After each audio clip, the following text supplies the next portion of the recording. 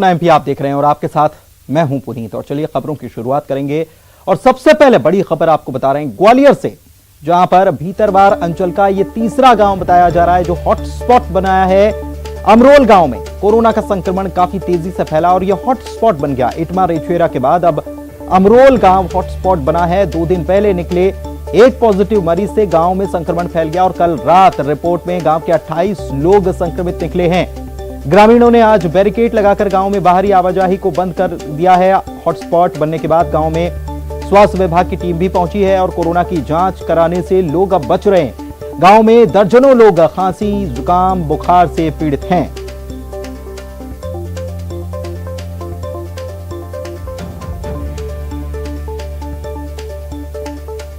तो ये बड़ी खबर ग्वालियर से इस वक्त आपको बता रहे हैं। एक पॉजिटिव मरीज सामने आया था और उससे संक्रमण इतना तेजी से फैला कि 28 लोग संक्रमित निकले, जिनकी रिपोर्ट सामने आई है।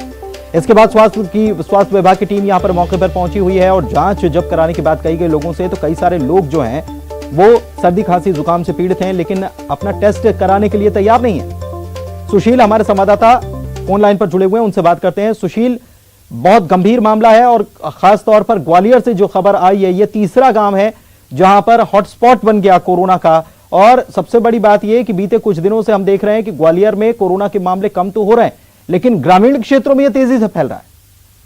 बिल्कुल सही बात है। देखिए, ग्वालियर जिले के ग्रामीण अंचल में अब कोरोना पैर पसार रहा है। शहरी क्षेत्र में कोरोना का आंकड़ा घट रहा है, लेकिन ग्रामीण इलाकों में लगातार बढ़ रहा है। भीतरवार ब्लॉक में ही तीसरा गांव अमरोल ऐसा गांव बन गया है जो हॉट स्पॉट बन गया है कोरोना का।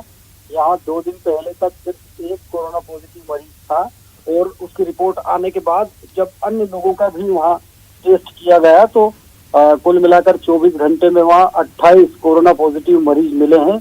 ऐसे में स्वास्थ्य विभाग हरकत में आया और आनंद फानंद में स्वास्थ्य विभाग और प्रशासन की टीम अमरोल गांव पहुंची और लोगों का वहां टेस्ट किया जा रहा है। इसके साथ ही गांव में बाहरी आवाजाही पूरी तरह से ग्रामीणों ने बंद कर दी है और बताया जा रहा है कि जो संक्रमित व्यक्ति था उसके संपर्क में आने से एक के बाद एक ये चेन लगातार बढ़ती गई और 48 घंटे के अंदर यहाँ गाँव में 28 के करीब कोरोना पॉजिटिव मरीज हो चुके हैं। कल रात जो रिपोर्ट आई उसमें 28 लोग यहाँ कोरोना पॉजिटिव पाए गए। तो अब स्वास्थ्य विभाग यहाँ लगातार मॉनिटरिंग कर रहा है और ग्रामीणों ने भी आसपास के क्षेत्रों से आवाजाही पूरी तरह से यहाँ बंद कर दी है। गाँव वाले ग्रामीणों ने आवाजाही बंद कर दी है, लेकिन जो आपने खबर भेजी उसके मुताबिक ग्रामीण अपना टेस्ट कराने से बच रहे हैं। और सबसे बड़ी बात की जब ये तीसरा गांव सामने आया है तो ऐसे में गांवों में जागरूकता फैलाने की बहुत ज्यादा जरूरत महसूस हो रही है, क्योंकि ये तीसरा गांव है, इसके बाद संक्रमण और भी तेजी से फैल सकता है, इसलिए जागरूकता बहुत जरूरी।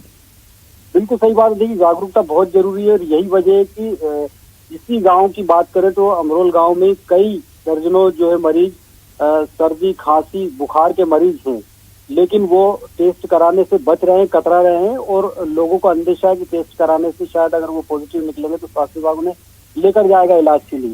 साथ ही आसपास के गाँव में भी ऐसे हालात बन रहे हैं कि वहाँ ग्रामीण सर्दी, खांसी और इन्फेक्शन होने के बावजूद टेस्ट कराने से बच रहे हैं। तो कहीं ना कहीं अब जागरूकता की जरूरत है और ग्रामीण इलाकों में सबसे ज्यादा फोकस करना पड़ेगा प्रशासन को और स्वास्थ्य विभाग को। सबसे बड़ा जो हॉटस्पॉट अगर कहा जाए तो भीतरवार इलाका ही बन रहा है। यहाँ 3 गांव अभी तक हॉटस्पॉट बन चुके हैं पिछले 1 सप्ताह के अंदर।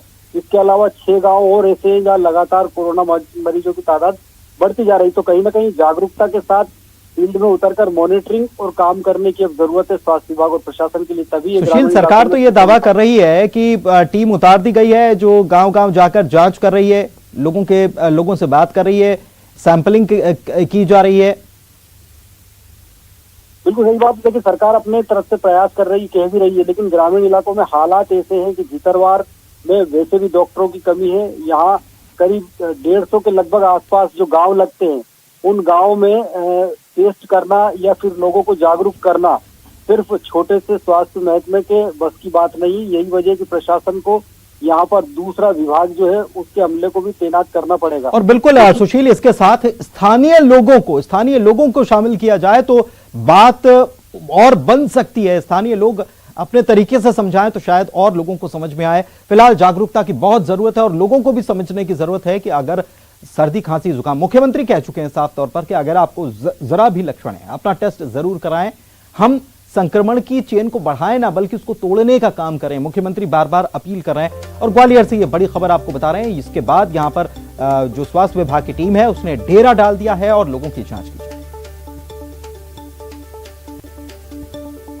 मुख्यमंत्री शिवराज सिंह चौहान ने कोरोना पीड़ित परिवारों के लिए एक बड़ा ऐलान किया है। उन्होंने बेसहारा परिवारों को पेंशन और मुफ्त राशन देने का फैसला किया है। सरकार ने यह फैसला कर लिया है। इसके साथ ही बच्चों को निःशुल्क शिक्षा भी दी जाएगी। आपको बता दें कि सरकार इन परिवारों को 5,000 रुपए प्रति माह पेंशन देगी और साथ ही माता पिता के सहाय से वंचित बच्चों की शिक्षा की भी जिम्मेदारी सरकार लेगी। पात्रता नहीं होने के बाद भी ऐसे परिवारों को फ्री में राशन दिया जाएगा। लड़कियों को सरकार की गारंटी पर बिना ब्याज का ऋण भी मुहैया कराया जाएगा ताकि वो अपना व्यापार कर सकें। ये सुविधाएं देने वाला पहला राज्य मध्य प्रदेश बना है।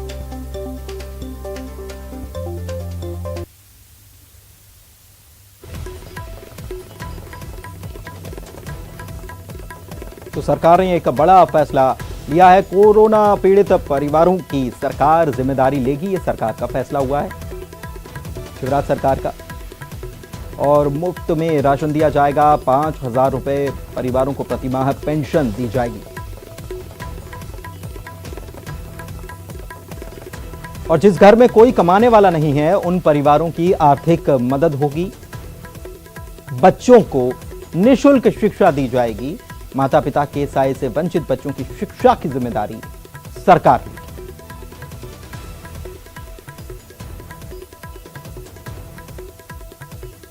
और पात्रता भले ही ना हो, लेकिन ऐसे में भी ऐसे परिवारों को मुफ्त में राशन सरकार की तरफ से दिया जाएगा और लड़कियों को सरकार की गारंटी पर बिना ब्याज का ऋण भी मुहैया कराया जाएगा।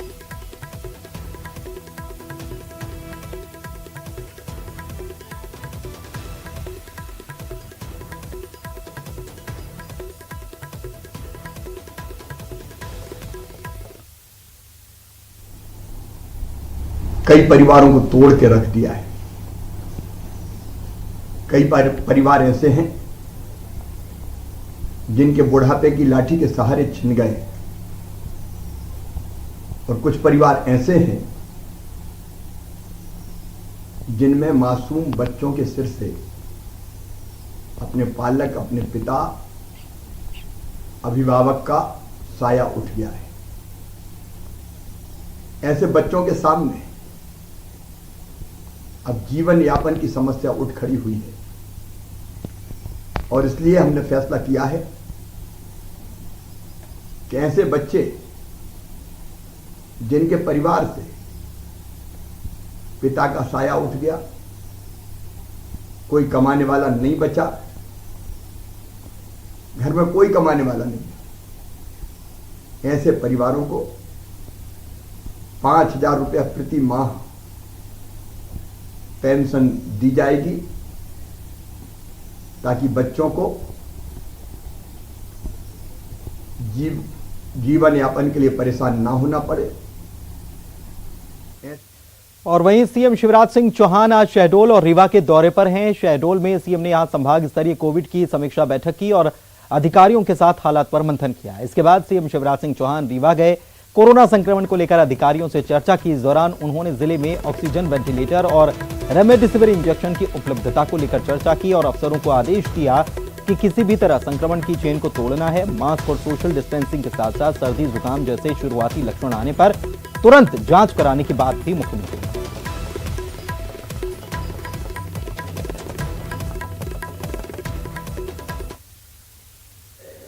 संक्रमण की चेन तोड़ना मतलब कोरोना कर्फ्यू का पालन, और दूसरा जहां छुपा हुआ है कोरोना मतलब सर्दी, जुकाम, बुखार, खांसी, उसको बाहर निकालने, उसकी इलाज की व्यवस्था और उसके साथ साथ वैक्सीनेशन का इंतजाम। मुझे पूरा विश्वास है कि हम अपनी इस धरती से रीवा संभाग की संक्रमण को समाप्त करके ही चैन की सांस लेंगे। पन्ना जिले में नदी में शव मिलने की घटना पर कांग्रेस ने यूपी बिहार से जोड़कर कई सवाल उठाए थे। गृह मंत्री ने कमलनाथ के ट्वीट पर पलटवार किया है और नरोत्तम मिश्रा ने कहा है कि पन्ना जिले में शव को लेकर पहले प्रामाणिक जानकारी नहीं ली। एक मृतक 90 साल का था, दूसरा मृतक 75 साल का था। दोनों को गंभीर बीमारी थी और आदिवासी समुदाय बीमारी में मरने पर जलाने के बजाय नदी में शव को बहाते हैं। उन्होंने यह भी कहा है कि कांग्रेस के नेता निगेटिविटी फैलाते हैं, गलतियां सबसे होती हैं और होगी तो स्वीकार भी करेंगे, लेकिन पूरे देश में निगेटिविटी कांग्रेस के नेता फैला रहे हैं, पॉजिटिव बात तो कांग्रेस के नेता करते ही नहीं है। उन्होंने राहुल गांधी के ट्वीट पर भी कहा है कि देश के अपमान में बढ़ चढ़कर हिस्सा लेना है तो रेस में राहुल और प्रदेश में कमलनाथ हैं। और नरोत्तम मिश्रा ने यह भी कहा कि एमपी अधिवक्ता सहायता के तहत जो अधिवक्ता गंभीर रूप से बीमार हैं उन्हें 5 करोड़ की राशि दी जाएगी। गंभीर रूप से संक्रमित अधिवक्ता जो हैं, हमारे वकील हैं, उन्हें 5 करोड़ रुपए की राशि उपचार के लिए दी जाए। देश के अपमान में अगर कोई बढ़ चढ़ के हिस्सा लेने की है तो वो राहुल गांधी हैं और मध्य प्रदेश को बदनाम करने की कोशिश में कमलनाथ जी। आदिवासी समुदाय के थे, वहां वैसी परंपरा थी, दोनों के नाम थे, पते थे। कमलनाथ जी, आप भी मध्य प्रदेश में एक कैबिनेट मंत्री के स्तर का पद रखते हैं, संवैधानिक पद है आप पे। आप प्रदेश को बदनाम करने के पहले जानकारी ले लेते कलेक्टर से। आप हमें अच्छे सुझाव दो, हम मानेंगे सर झुका के, लेकिन सिर्फ और सिर्फ नेगेटिविटी फैलाना पूरे देश के अंदर। 2 संक्रमण तेजी से फैले, पॉजिटिविटी कोरोना में और नेगेटिविटी कांग्रेस में।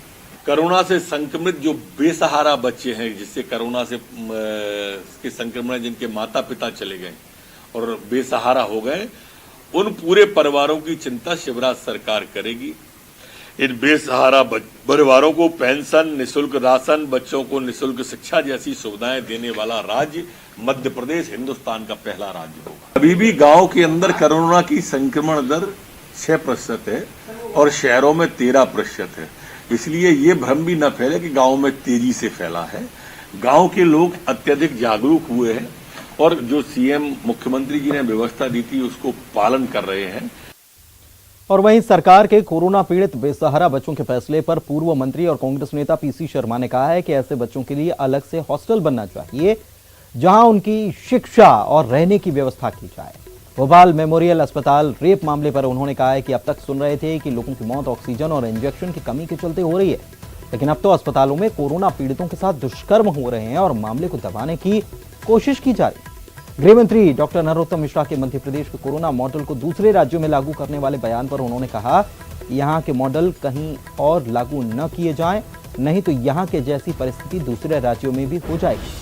उन्होंने स्वास्थ्य मंत्री प्रभुराम चौधरी के इंदौर दौरे पर तंज कसते हुए कहा कि चलो अच्छा हुआ प्रभुराम घर से बाहर तो निकले, नहीं तो इंदौर की जनता को तो लग रहा था कि तुलसीराम सिलावट ही स्वास्थ्य मंत्री। लोग की जान कोरोना से जा रही है। सुन ये रहे थे कि ऑक्सीजन नहीं मिली, आईसीयू बेड नहीं मिला, वेंटिलेटर नहीं मिला, इसलिए गई। लेकिन अब ये नए मामले आने लगे भोपाल में कि दुष्कर्म हुआ, वो महिला वेंटिलेटर पे आई, उसकी जान चली गई और प्रशासन ने और पुलिस ने उसको छुपा लिया। चिकित्सा शिक्षा मंत्री विश्वास सारंग का कहना है कि कोरोना के हालात की समीक्षा के बाद ही कोरोना कर्फ्यू हटाने का फैसला लिया जाएगा। इसका फैसला जिला क्राइसिस मैनेजमेंट करेगा। फिलहाल अभी कर्फ्यू हटाने की कोई स्थिति नहीं है। ग्रामीण क्षेत्रों में किल कोरोना अभियान चलाया जा रहा है, मेडिकल किट दी जा रही है, टेस्टिंग चल रही है। उन्होंने यह भी कहा कि ब्लैक फंगस को लेकर मॉनिटरिंग चल रही है, ऑपरेशन थिएटर तैयार हैं और तैयार हो रहे हैं और इस बीमारी से संबंधित दवाओं की कमी ना हो इसका भी ख्याल रखा जा रहा है। एक्सपर्ट से भी चर्चा की जा रही है। साथ ही उन्होंने भोपाल मेमोरियल अस्पताल में संक्रमित महिला से दुष्कर्म करने के मामले में कहा कि जांच करवाई जा रही है। पुलिस ने आरोपी को पकड़ लिया है, लेकिन इस बात की जांच भी की जा रही है कि पुलिस ने मामले को क्यों दबाया और जो भी अन्य दोषी होंगे इस मामले में कार्रवाई।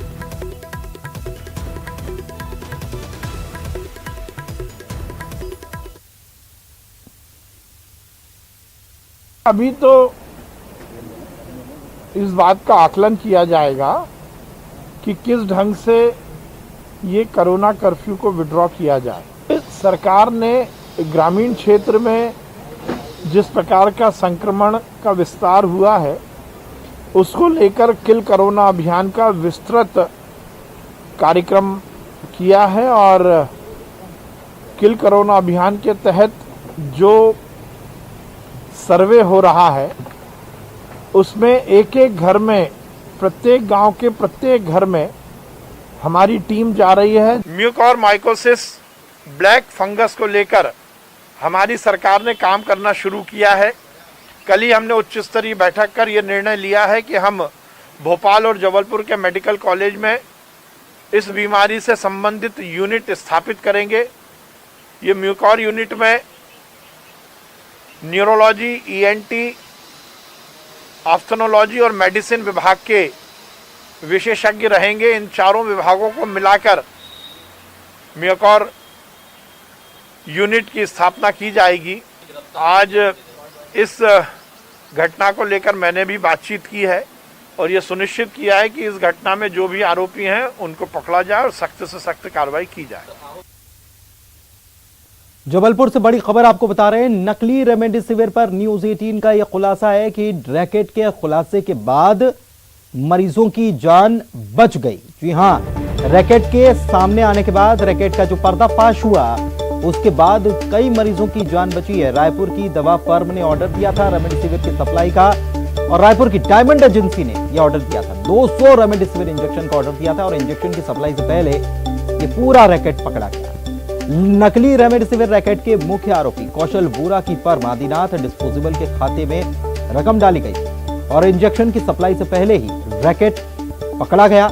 आदिनाथ डिस्पोजेबल सप्लाई करने वाला था रेमडेसिविर इंजेक्शन और नकली इंजेक्शन की सप्लाई देश भर में ये आदिनाथ डिस्पोजेबल कर चुका था और अगर यहां भी सप्लाई हो जाती तो रायपुर समेत अन्य जिलों में मरीजों को यह इंजेक्शन लगा दिया गया होता और ऐसे में समझा जा सकता है कि असली इंजेक्शन जहां जान बचा रहा है वहीं नकली इंजेक्शन लगता तो जान जा तक सकती थी मरीज की। और प्रतीक हमारे संवाददाता हमारे साथ लाइव जुड़े हैं, उनसे बात करते हैं। प्रतीक, वाकई में ये बड़ा खुलासा और पहले वक्त से पहले ये जो भंडाफोड़ हो गया, वरना न जाने और कितने इंजेक्शन सप्लाई हो जाते और न जाने और कितने लोगों की जान पर बनाते। देखिए बिल्कुल पुनीत, कहीं ना कहीं एक बड़ा खुलासा न्यूज 18 कर रहा है क्योंकि जो डायमंड एजेंसी है रायपुर की, अगर ये बंडाफोड़ नहीं होता, ये रैकेट सूरत का नहीं पकड़ा गया होता तो छत्तीसगढ़ राज्य के सैकड़ों मरीजों के रगों पर ये नकली इंजेक्शन दौड़ रहा होता और शायद कुछ की मौत भी हो चुकी होती। चूंकि डायमंड एजेंसी ने करीब 200 रेमडेसिविर इंजेक्शन का ऑर्डर जो है वो जो वोरा है, उनका जो कंपनी है, उसे दिया था आदिनाथ डिस्पोजेबल और उसके खाते में 2 बार अलग अलग करके करीब 6,80,400 रुपए का एडवांस भी डाल दिया गया था। लेकिन जब डिलीवरी का टाइम आया उसके पहले ही ये जो पूरा गिरोह था ये पकड़ा गया और पुलिस के कब्जे में था। यानी कहीं ना कहीं मध्य प्रदेश और छत्तीसगढ़ का माफी चाहूंगा, गुजरात का कनेक्शन तो जुड़ गया था, लेकिन इस कनेक्शन में छत्तीसगढ़ भी जुड़ने वाला था। लेकिन रैकेट पकड़ा गया। इस बीच ये नकली रेमडेसिविर छत्तीसगढ़ नहीं पहुंच पाए क्योंकि रायपुर की डायमंड एजेंसी ने इसका ऑर्डर किया था और शायद ये अभी लग भी चुका होता। बेशक ये बड़ा खुलासा न्यूज 18 कर रहा है और छत्तीसगढ़ भी अगर इससे बच गया तो कहीं ना कहीं गनीमत रही कि वो डिलीवरी नहीं पहुंची। बाकायदा डायमंड एजेंसी ने इसकी शिकायत संबंधित थाने में भी कर दी है और ये बताया है कि आदिनाथ डिस्पोजेबल को उन्होंने 6,80,000 की रकम डाली। ये 6,80,000 की रकम दरअसल इस पूरे जो रैकेट के जो मुख्य सरगना है उसकी बताई जा रही है, जो कि सूरत में पकड़ा गया था। इसी के फार्म हाउस पे करीब 1 लाख नकली रेमडेसिविर इंजेक्शन जो है वो बना दिए गए थे। पुनीत, आपको बता दूं कि आदिनाथ डिस्पोजेबल जो है वो सूरत की ही फर्म है जहां से पूरे देश भर में करीब अलग राज्यों में 1 लाख रेमडेसिविर सप्लाई किए गए थे। छत्तीसगढ़ से भी बड़ी सप्लाई की खेप का ऑर्डर जो है वो आदिनाथ डिस्पोजेबल को मिल गया था। लेकिन सबसे बड़ा खुलासा न्यूज 18 कर रहा है कि छत्तीसगढ़ राज्य इस नकली रेमडेसिविर रैकेट से बच गया क्योंकि इस रैकेट का भंडाफोड़ हुआ। इस मामले में आपसे ये भी जानकारी चाहते हैं कि आदिनाथ डिस्पोजेबल को ऑर्डर इस फर्म ने दिया और ये इस फर्म ने तो ये सोच कर दिया कि इंजेक्शन रेमडेसिविर के जो आएंगे वो असली आएंगे। क्या ये आदिनाथ डिस्पोजेबल जो फर्म है, ये फर्म, इस फर्म के पास असली रेमडेसिविर इंजेक्शन बेचने का भी लाइसेंस था क्या? देखिए बाकायदा इनका रजिस्टर्ड जीएसटी भी हमारे पास है पुनीत, आपको बता दूं, और ये दरअसल कौशल वोरा के नाम पे है। कौशल वोरा इस नकली रेमडेसिविर इंजेक्शन गिरोह का सबसे मुख्य सरगना है जिसके फार्म हाउस पर नकली रेमडेसिविर बनाए जा रहे थे। अपनी ओरिजिनल कंपनी के नाम पर नकली दवा की सप्लाई का ये पूरा खेल है और आदिनाथ डिस्पोजेबल इसी वोरा की बताई जा रही है। तो इस लिहाज से जिस डायमंड एजेंसी ने ऑर्डर किए थे, बेशक उनके जहन में यही बात होगी कि ये ओरिजिनल खेप है, क्योंकि बाकायदा जीएसटी का बिल भी हमारे पास है, हम अपने दर्शकों को भी दिखा रहे हैं। बाकायदा जीएसटी का पक्का बिल है, लेकिन सही कंपनी दिखाकर नकली इंजेक्शन की सप्लाई का ही एक खेल था जो कि फल फूल रहा था। और छत्तीसगढ़ में डायमंड एजेंसी के अलावा क्या और अधिक फर्मों ने ऑर्डर किए हैं, अब ये जांच का विषय है। हमारे पास तो जो सबूत लगे हैं, जो दस्तावेज हाथ में लगे हैं, वो ये बताते हैं कि डायमंड एजेंसी ने प्राथमिक तौर पे 200 इंजेक्शन ऑर्डर करे थे। क्या इसके पहले भी इन्होंने ऑर्डर करे थे और सप्लाई मिल गई थी?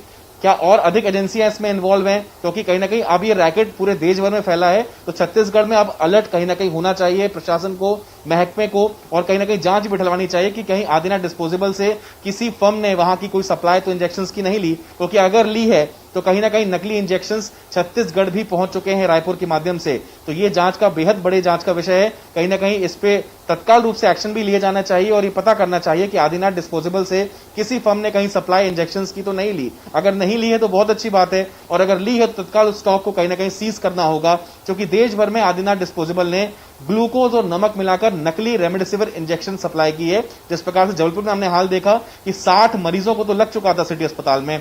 कितने मरीजों की मौत हुई है इसका खुलासा भी पुलिस करेगी, लेकिन रोजाना 5 से 6 परिजन जो है वो पहुंच रहे हैं जिनका ये दावा है कि उनके मरीज की मृत्यु रेमडेसिविर लगने के बाद हुई है। तो छत्तीसगढ़ में एक अलर्ट मोड की एक खुलासे वाली खबर है, और कहीं ना कहीं महकमे को जागना चाहिए और ये पता करना चाहिए कि आदिनाथ डिस्पोजेबल से कहीं और फर्म्स ने जो लेन देन तो है नहीं किया। एक चीज और प्रतीक, ये जो नकली रेमडेसिविर जो बनाया जाता था, ये किस कंपनी की कॉपी की जाती थी? और कंपनी, जो भी कंपनी होती है फार्मास्यूटिकल कंपनी, उसकी C&F होती है, उसको बाकायदा लाइसेंस रहता है कि उस कंपनी का माल वही बेच सकता है।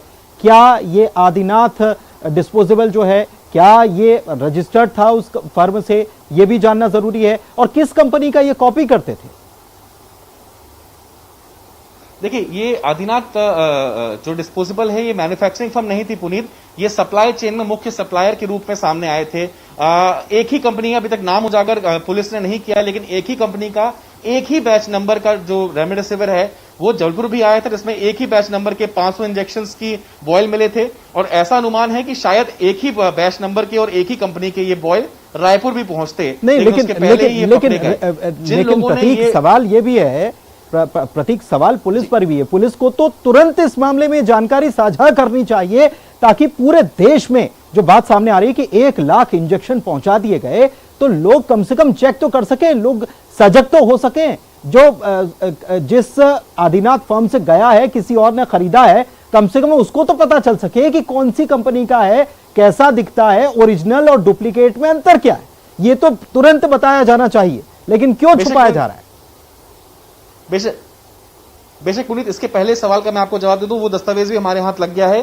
डेसरम माइलन कंपनी का ये रेमडेसिविर इंजेक्शन था 100 mg का। मैं फिर दोहराऊंगा, डेसरम माइलन, इस कंपनी का रेमडेसिविर इंजेक्शन जो है वो सप्लाई किया जाना था, लेकिन सप्लाई नहीं हो पाया, और इसी कंपनी का जो बॉयल है वो जबलपुर पहुंचाया गया था। तो बेशक आप अलर्ट हो जाएं। डेसरम माइलन कंपनी का अगर आपको रेमडेसिविर छत्तीसगढ़ में लग रहा है तो बेहद अलर्ट रहें और इस बात की जांच परख कर लें कि कहीं ये असली है या नकली है। और पुलिस आखिर बार बार क्यों बची, क्योंकि लगातार 3 दिनों से न्यूज़ 18 इस नकली रैकेट का भंडाफोड़ करने में सबसे आगे रहा है और बता भी रहा है, लेकिन अब तक पुलिस ने इस बात का खुलासा नहीं किया है, ना ही जागरूक करने की लोगों को कोशिश करी है। चलिए, बहुत बहुत शुक्रिया प्रतीक आपका इस जानकारी के लिए और ये बताने के लिए, क्योंकि लोग ताकि इससे जागरूक हो सकें। और इसी के साथ इस बुलेटिन में फिलहाल इतना ही। नमस्कार।